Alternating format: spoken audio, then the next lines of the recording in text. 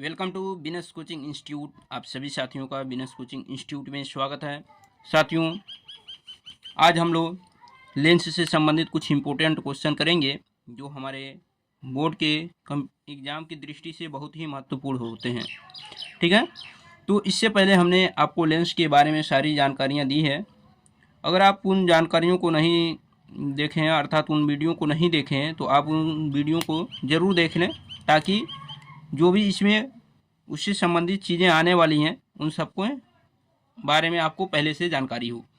तो चलते हैं, शुरुआत करते हैं। आप जैसा कि स्क्रीन पर देख रहे हैं, आपको एक क्वेश्चन दिखाया जा रहा है। ये क्वेश्चन क्या है कि एक अवतल लेंस की फोकस दूरी 40 सेंटीमीटर है, उसके सामने एक वस्तु कितनी दूरी पर रखी जाए कि उसका प्रतिबिंब आधा बने। ठीक है ना, तो देखिए इसको सॉल्व करेंगे हम। इसको सॉल्व कैसे करेंगे, देखिए सबसे पहले कहा गया है कि एक अवतल लेंस की फोकस दूरी 40 सेंटीमीटर। देखिए अवतल लेंस की जो फोकस दूरी होती है, तो देखिए अवतल लेंस की जो फोकस दूरी होती है, इससे पहले हम कुछ जो इससे पहले वीडियो बनाए हैं जिसमें हमने लेंस के बारे में बताया, उसके बारे में हम आपको थोड़ा सा बता दें कि जैसे जब हमने यहाँ पर देखिए यहाँ पर जो प्रतिबिंब बनाया गया था यहाँ पर अवतल लेंस से, तो ये है वस्तु की स्थिति और यह है प्रतिबिंब की स्थिति। देखिए जो भी दूरियां नापेंगे यहाँ से प्रकाशिक केंद्र से नापेंगे, और जब प्रकाशिक केंद्र से नापेंगे तो आपको ये जानकारी होगी कि जब हम चतुर्थांश में जाते हैं यानी एक्सेस को उनको रिप्रेजेंट करते हैं, तो आप जानते हैं मूल बिंदु से राइट साइड में जो वैल्यू होते हैं वो पॉजिटिव होते हैं, यानी +1 +2 संख्या रेखा आप पढ़े होंगे।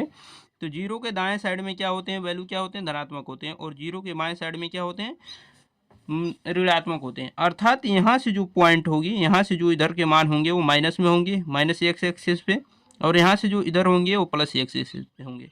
तो आप देख रहे हैं कि लेंस में, अवतल लेंस में जब वस्तु को रखा जा रहा है तो -x एक्सिस पे रखा जा रहा है, प्रतिबिंब जो यहाँ बन रही है वो भी -x एक्सिस में है।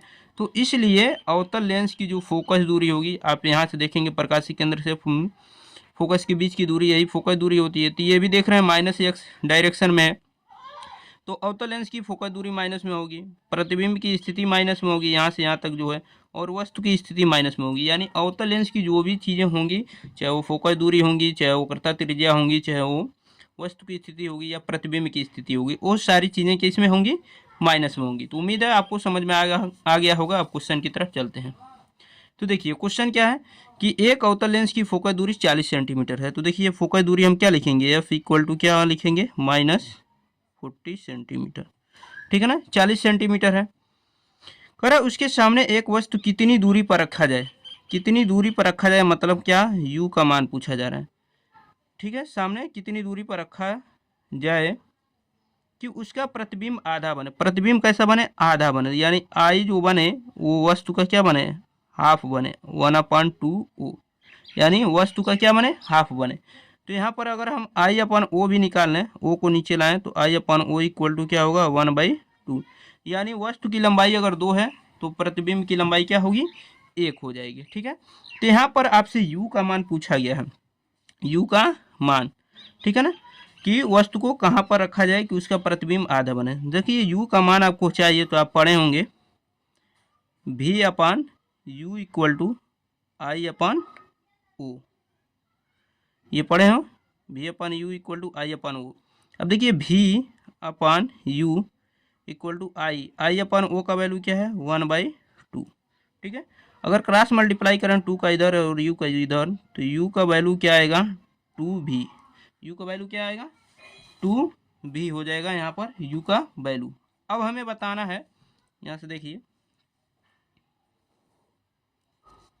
हमें क्या मिला, U इक्वल टू 2V के इक्वल मिल गया। अब देखिए इसके आगे हमें क्या करना होगा, फार्मूले का यूज हम करेंगे। फार्मूला क्या है, 1/f इक्वल टू क्या है, 1/v माइनस 1/u। ठीक है, ये हमारा फार्मूला है, इसमें मान रख देंगे 1/f। स्मॉल एफ का मान क्या है, -40।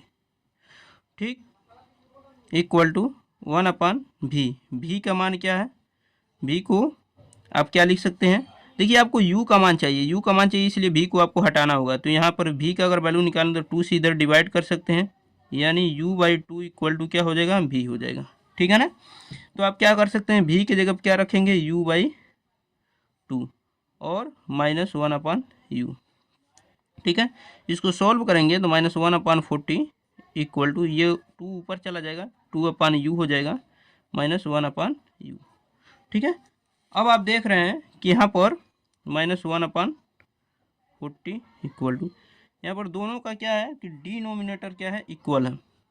डिनोमिनेटर इक्वल है तो इस कंडीशन में u को लिखेंगे और 2 में से 1 माइनस कर देंगे, 1/u, 1/u हो जाएगा। अब इसका मल्टीप्लाई इधर और इसका इधर, तो जब यहाँ से मल्टीप्लाई करेंगे तो u का वैल्यू आपको मिलेगा -40 सेंटीमीटर। लेकिन जब हम लिखते हैं इसकी डिस्टेंस को तो u इक्वल टू लिखेंगे क्या, 40 सेंटीमीटर। यानी जो प्रतिबिंब वस्तु जो रखी जाएगी वो लेंस से 40 सेंटीमीटर की दूरी पर रखी जाएगी। माइनस तो u का आया है -40 सेंटीमीटर, लेकिन चूंकि दूरी क्या होती है, माइनस में नहीं होती, इसलिए जब आंसर देंगे तो आप u का मान किस में लिखेंगे, प्लस में लिखेंगे। तो ये u का मान क्या हो जाएगा, 40 सेंटीमीटर हो जाएगा। ये आपकी क्या हो जाएगी, आंसर हो जाएगी। ठीक है। अब चलते हैं अगले क्वेश्चन की तरफ। अगला क्वेश्चन देखिए, अगला क्वेश्चन क्या है, देखिए ये आपका अगला क्वेश्चन है। अगला क्वेश्चन है कि एक वस्तु 30 सेमी की फोकस दूरी वाले अवतल लेंस के फोकस पर स्थित है। कह रहा है इसका प्रतिबिंब कहाँ बनेगा। ठीक है ना। अब देखिए एक वस्तु क्या है, 30 सेमी फोकस दूरी वाले अवतल लेंस। तो देखिए सबसे पहले यहाँ पर 30 सेमी फोकस दूरी दी गई है, तो ये भी अवतल लेंस है तो इसलिए -30 सेंटीमीटर लिखेंगे। ठीक है। उसके बाद ये कहा गया है कि अवतल लेंस के फोकस पर स्थित है, ये अवतल लेंस की फोकस पर स्थित है, इसका प्रतिबिंब कहाँ बनेगा। अब देखिए प्रतिबिंब कहाँ बनेगा। अब देखिए अवतल लेंस की फोकस पे स्थित है, इसका मतलब u भी क्या है, -30 सेंटीमीटर ही है, क्योंकि अवतल लेंस की फोकस पे कह रहा है। अब कह रहा है इसका प्रतिबिंब कहाँ बनेगा। अब प्रतिबिंब कहाँ बनेगा यानी v का वैल्यू पूछ रहा है। तो इस कंडीशन में आप फार्मूला जानते हैं। फार्मूला क्या है कि 1/f equal to 1/v minus 1/u।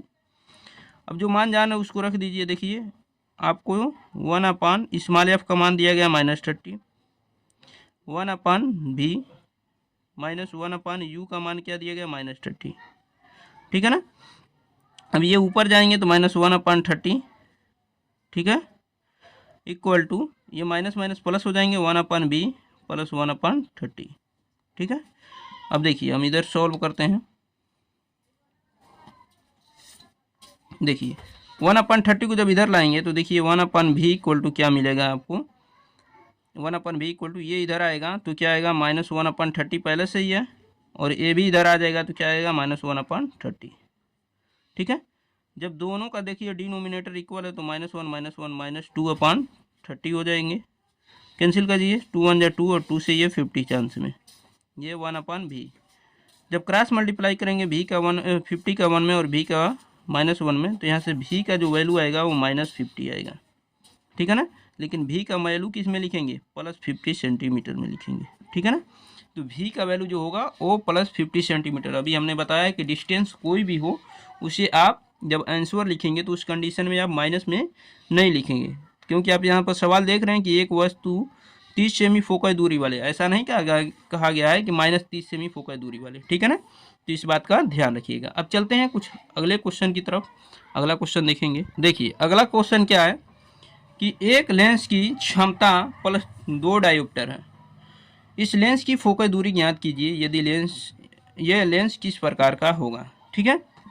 तो हमने आपको लेंस की क्षमता बताया है, तो लेंस की क्षमता हमने बताया है आपको। देखिए एक लेंस की क्षमता +2 डायोप्टर, देखिए लेंस की क्षमता P से रिप्रेजेंट करते हैं, P इक्वल टू +2 दिया है।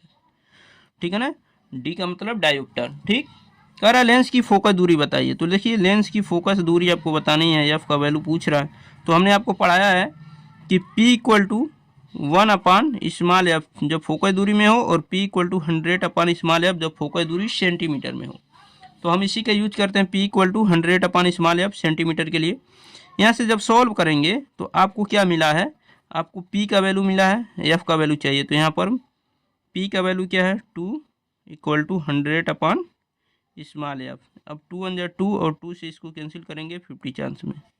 तो यहाँ से देखेंगे आप कि 50 का 1 में, f का 1 में मल्टीप्लाई करेंगे तो f का वैल्यू क्या आएगा, 50। तो ये 50 सेंटीमीटर आपका क्या हो जाएगा, लेंस की फोकस दूरी हो जाएगी। तो लेंस की जो फोकस दूरी होगी वो 50 सेंटीमीटर हो जाएगी। और इसमें आगे ये भी पूछा गया है कि ये लेंस किस प्रकार का होगा। देखिए अगर +2D दिया है तो इसका मतलब ही होता है कि उत्तल लेंस, ठीक है ना। तो ये उत्तल लेंस होगा, इस बात का ध्यान रखिएगा, ठीक है। अगर मान लीजिए माइनस में दिया रहता तो अवतल लेंस हो जाता। चलते हैं अगले क्वेश्चन की तरफ। अगला क्वेश्चन देखेंगे। देखिए क्वेश्चन क्या है। क्वेश्चन ये है कि एक लेंस की फोकस दूरी 40 सेंटीमीटर है, लेंस की क्षमता बताइए। तो देखिए सेम उसी पे आधारित ये क्वेश्चन है, लेंस की क्षमता आपको बतानी है। तो पहले फोकस दूरी दिया गया F इक्वल टू क्या 40 सेंटीमीटर। देखिए यहाँ पर माइनस, अगर लेंस नहीं बताया गया है कि लेंस अवतल या उत्तल है तो यहाँ पर हम उत्तल मान के चलेंगे, क्योंकि फोकस दूरी प्लस में दिया गया है। और कह रहा है लेंस की क्षमता बताइए, यानी P का वैल्यू बताना है। तो आपको पढ़ाए हैं P इक्वल टू क्या होता है 100/f, जब फोकस दूरी किस में हो, सेंटीमीटर में हो। तो यहाँ पर 100/f, स्मॉल एफ का वैल्यू क्या है 40। इसे 0 से 0 कैंसिल कर देंगे, 2 2 जा 4 और 2 5 जा 10। ये क्या आ रहा है 5/2। 5/2 का मतलब क्या हुआ 2.5, और यही लिख देंगे डायोप्टर। तो यानी लेंस की जो क्षमता होगी वो 2.5 डायोप्टर यानी उत्तल लेंस होगी ये, ठीक है ना। क्योंकि माइनस नहीं है तो ये उत्तल लेंस माना जाएगा, ठीक है। तो इस तरह आप इसको सॉल्व कर सकते हैं। इसी पर आधारित कुछ और क्वेश्चन करते हैं। देखिए अगला क्वेश्चन क्या है कि अगला क्वेश्चन ये है कि एक अवतल लेंस की फोकस दूरी 25 सेंटीमीटर है, ठीक है ना। एक अवतल लेंस की फोकस दूरी 25 सेंटीमीटर है, लेंस की क्षमता बताइए। तो यहाँ पर देखिए कैसे सॉल्व करेंगे। देखिए सवाल को सॉल्व करते समय इस बात का ध्यान रखना होगा कि कौन सा लेंस दिया गया है। यहाँ पर कहा गया है कि एक अवतल लेंस की फोकस दूरी 25 सेंटीमीटर है।